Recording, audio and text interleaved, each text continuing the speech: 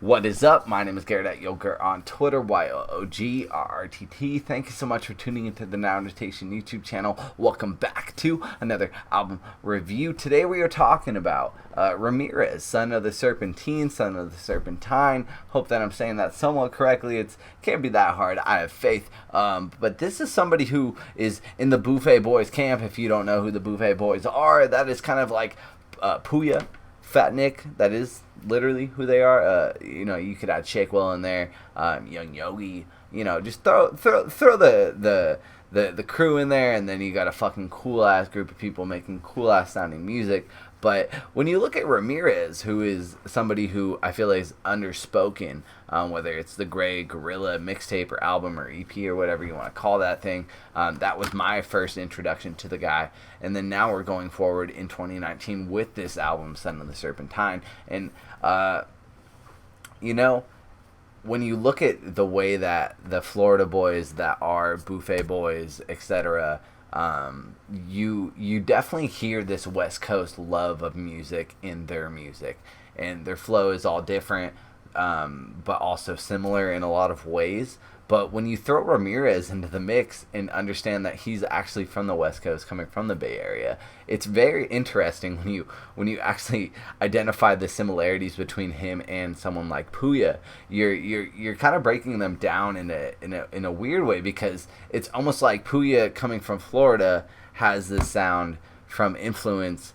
Not to say secondhand, because I don't know him like in any extreme way, but when you consider that the East Coast sound that someone would derive from as far as influence, it doesn't necessarily sound like the way that Puya or someone of that matter would tackle a beat. But when you look at someone like RAMIREZ, who actually does derive from the West Coast and still derives from that same similar sound of the Buffet Boys, you are actually seeing like a little bit more of like a first-hand take on that sound, a first-hand take of how to tackle a beat, a first-hand take of how to maybe portray that image. And it's not to like talk shit or water down or even not like act like RAMIREZ isn't a supplement to that crew, to that group, to those people. But it is something to identify with when you are looking at the sound, as far as what culture or what where this comes from. And as far as a narrator, as far as someone who is the voice on this album, telling you the story, taking you on this ride, I feel like the way RAMIREZ does tackle this and does actually bring it across to the audience is pretty fantastic and pretty I don't know. I don't want to say it was lengthy or long in the tooth, because I feel like that does come across negatively.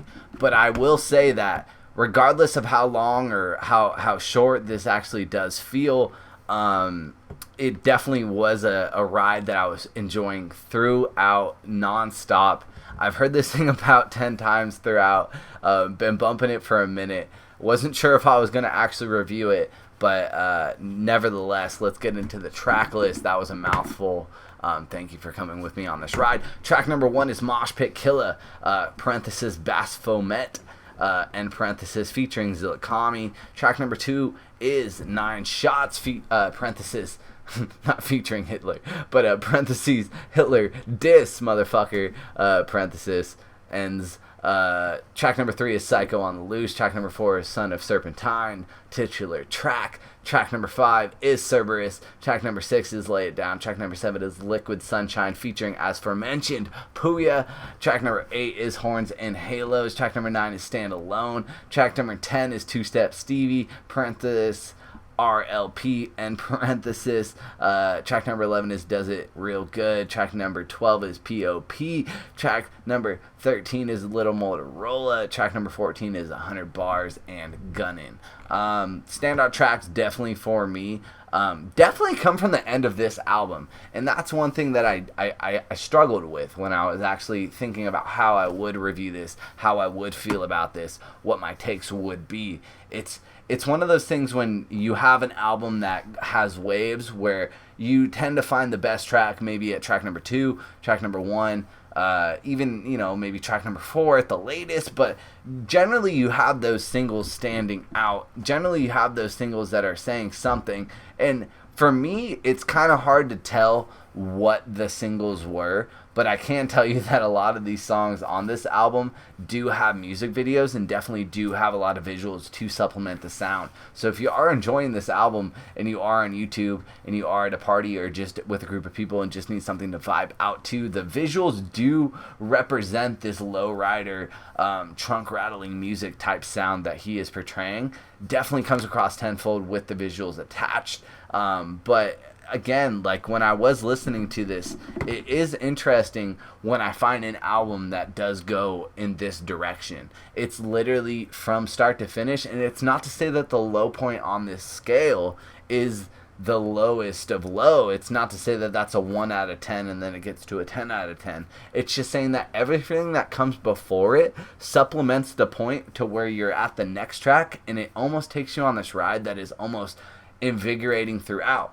And when you get to the end of it with the track that is called 100 Bars and Gunning, he is coming hard as fuck, and that is probably my favorite track off of it. That is the song that I find myself smiling the most, and that's just one with the way that the beat leads in, but also the way that he tackles it and then ends abruptly with like no like recognition to feel like apologetic for it. Like, I heard the song before the album actually came out, if I'm not mistaken, and it always caught me off guard for like how it just ended, because I always wanted more, but then to find it in context with the album as the last track and the way it just ends, it literally just feels like the power got cut on the album. And it's not to say that you weren't just induced with 13 tracks prior of just beautifulness and just like invigorating, just like Ramirez can rap his fucking ass off, and again, like just the way that he talks to his audience is so goddamn believable, and just it just brings the music up. It sounds like he's meant for every beat, and whether it's the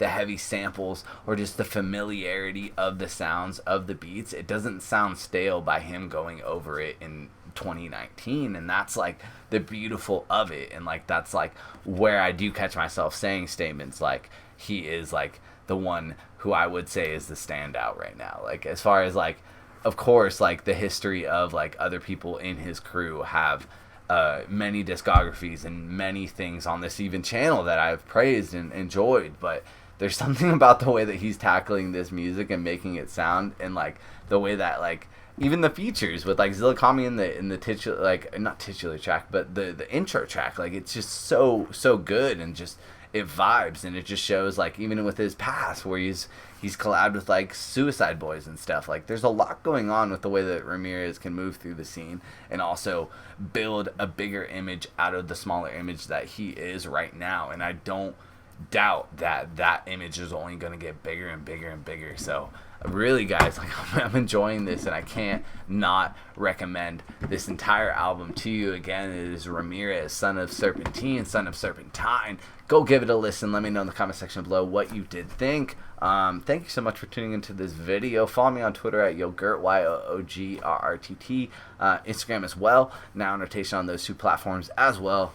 Thank you so much. Take care of yourselves, and that is all, folks.